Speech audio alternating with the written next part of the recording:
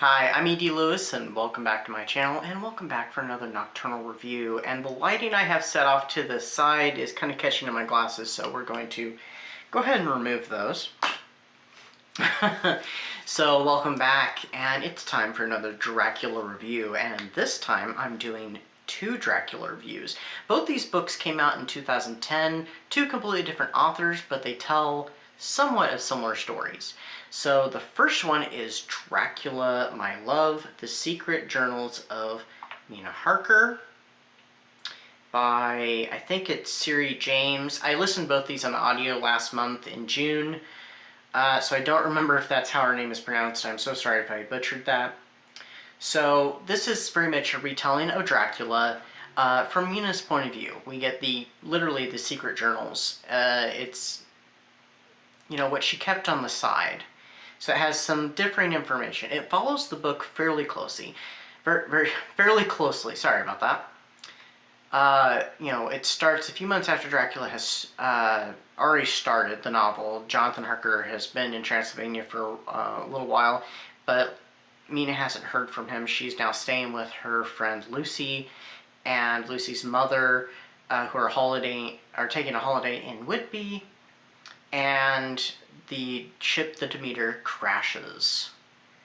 Well, okay, not exactly crashes, but it runs aground.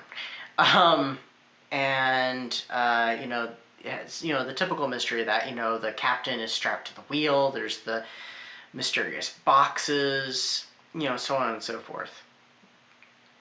Well, Mina ends up meeting this mysterious man who goes under an assumed name, not calling himself Dracula, but it's very clear who he is. And she is quite bewitched by him. She has a bit of a spiritual connection to him. And for the most part, it follows the novel of Dracula, but with behind the scenes. So a lot of the stuff, it still matches up. But she has fallen in love with this man, Dracula. Of course, she doesn't find out who he is till much later in the novel, and things kind of take a different turn for her. It takes Dracula from a little more of a sympathetic way for much of the book, and Dracula has these, I will say, they're somewhat convenient explanations for some of the things that happened, especially like what Jonathan Harker experienced in Transylvania. And it doesn't really deviate too much from the novel's events till later in the book. And I think it was rather clever. I did really enjoy it. And it even has the subplot worked in there of Mina's parentage. Now, in the original novel, she is an orphan, and in this it follows that same bit. She is an orphan, and she does go about she always wonders about her parentage, who were her parents, and she does kind of investigate it. And I thought that was kind of a nice little addition to the story, and also how it treats the relationship between Dracula and Mina. And there are some twists with that relationship that I actually rather liked. I'm going to wait on talking about what I rated this book because I want to talk about the other one. Now, the other book, it came out a little bit later in 2010, and it is called Dracula in Love. Now, not to be confused with the paperbacks from hell, Dracula in Love from the 80s, or maybe it's the 90s. But anyway, this one is by Karen Essex, and it tells a very similar story. It is Dracula from Mina's point of view. But in this one, it takes a more feminist approach. It is slightly modernized in kind of the way that women were thinking, but there was the suffragette movement going on in the 1890s in England. So, some of the thoughts that may be somewhat modern may have been some thoughts that some of the women did actually, the suffragette movement, that maybe some of the women of the time were actually kind of thinking along those lines. Of course, now, they're considered to be very modern, but who knows? There could have been some that were very against the Victorian suppression. Like I said, this one follows a similar path, but it goes in vastly different directions. Like, it doesn't have the subplot of Mina's parentage being unknown. She knows who her parents are. She didn't grow up an orphan. She's actually from Ireland originally, which I don't think she was in the original novel. At least I don't think so. And she's overcome that. So we have that little bit of that prejudice with the Irish in England at the time. We also have that she has this strange connection to this mysterious figure, who of course turns out to be Dracula. And Dracula's backstory is very different. It does have the reincarnation. I will say that that's a little bit of a spoiler, but I'm not going to say how it works into it, because it goes more into Irish folklore.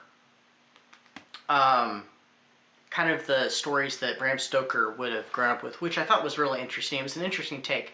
This book kind of leans a little more into fantasy, but it's still Gothic horror, just like the other book and just like Dracula, but it goes in different places altogether. It even explores how patients are treated in the asylums and madhouses of the time period, and especially how women were treated in those times. Some of our classic heroes, too, are looked at very differently and are not as you would expect them to be. I'm trying to think, is there anything else I want to say without spoiling it? Because this one is almost like, it's like a completely different thing. I did really enjoy it, but there was aspects I wasn't as crazy about with this one. But it was still very enjoyable. It was very interesting, and that ending went completely different than what I was expecting. We also, the interpretation of some of the characters was a little different too. Like, Van Helsing is Van Helsinger, and he's not from Amsterdam. He's actually from Germany. So he's not Dutch, he's German. And also, Quincy P. Morris is Morris Quince in this. And he's not a cowboy figure, he's not this cowboy figure like he is traditionally depicted. He's an American, but he's depicted rather differently. And there is a subplot concerning him that was a little different. I think both books did mention Jack the Ripper. They are referenced. And also this one even is a little, I thought was kind of unique, because Mina actually has a friend in this that I guess was going to be potentially in the original Dracula. Is a female reporter, and she's a very, very liberated woman in this. She has very modern ideas, and she's very much part of the suffragette movement, and she's a great influence on Mina for sure, and how she, thinks Mina should live and stuff, and what the like the future of what it's going to be like for women. So we're going to talk very briefly about the ratings of both these books. So I would rate both these books to be about 4 stars. And which one did I like better? Because, they both had strengths and both had weaknesses. I liked them both. They were both very interesting reads. And actually, my friend Nim at The Secret of Nim, she actually had read or listened to Dracula in Love for the Gothic Hearts Reading Challenge, and she recommended it to me, and I did enjoy it, but I think I might have actually enjoyed Dracula My Love just a little better, because it fits more to the traditional story of Dracula, though I did like the turning the story of Dracula on its head that Dracula in Love did, and the interesting places it went, but I did like the more traditional following of the story with some tweaks along the way. And especially toward the ending, there's this one scene that is completely different from the book, and it's explained how it's changed. It's explained how it gets changed to the way that we know it from the book. I'm trying not to spoil it. I could say what the scene is, but that would be, that'd be a spoiler. So you'd have to read the book to find out. So it does comment on that change and kind of explain it away.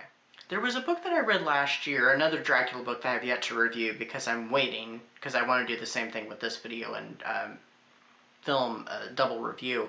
It changes the same scene that Dracula My Love changes, but it doesn't give an explanation as to... it doesn't address the change like this one does. And I like that this one addressed it. The other one, it left it, I guess, for you to fill in the blank and just assume who changed it and why they might have changed it. Or, I mean, I could come up with another explanation, but I don't want to because, again, it would spoil for that book and for this book. So, yes, I enjoyed both these books, but I did enjoy Dracula My Love just a little more. They both give an interesting take on Mina and also the relationship between Dracula and Mina. I know in the original novel there is no relationship between Mina and Dracula because Mina is his victim. But they both kind of give it behind the scenes. It's just that one gives a pretty straightforward with a behind the scenes kind of, I guess it'd be a subplot to the original. And the other one is a complete turn the original story on its head retelling. But both have interesting things to say and are very well done. So anyway, that is my Dracula review. It's been a little bit since I did one of these. I'm hoping to do another one soon. I've been putting it off until I did another book one. So the next one would be a movie-related one.